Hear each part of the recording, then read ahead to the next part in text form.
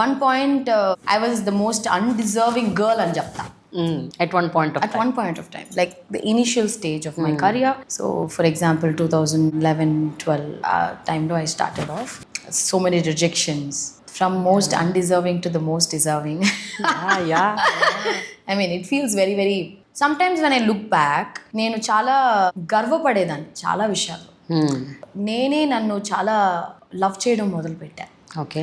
For the kind of hard work, ఇవన్నీ మనం అందరూ అన్ని ఫీల్డ్లో చేస్తారు. హార్డ్ వర్క్ చేయకపోతే there is nobody who can make it. But ఒక విషయాన్ని చాలా ఇష్టపడి అది మనం సాధించాలి అనుకుని చాలా డెడికేటెడ్తో, మోస్ట్ సిన్సియారిటీతో, భక్తితో మెయిన్గా. So I feel my profession is my God. మన దేవుడిని ఎంత నమ్ముతామో, ఎంత భక్తిగా ఒక విషయాల్లో అన్నప్పుడు, సో ఐ ఫీల్ ఇది మనకి దేవుడు ఇచ్చిన ఒక greatest opportunity. It's not that everybody can become good actor. I mean everybody can become good actors, but ఎవ్రీబడికి ఇంత మంచి సినిమాలు చేయడం కానీ, ఐ వాజ్ సో బ్లెస్డ్.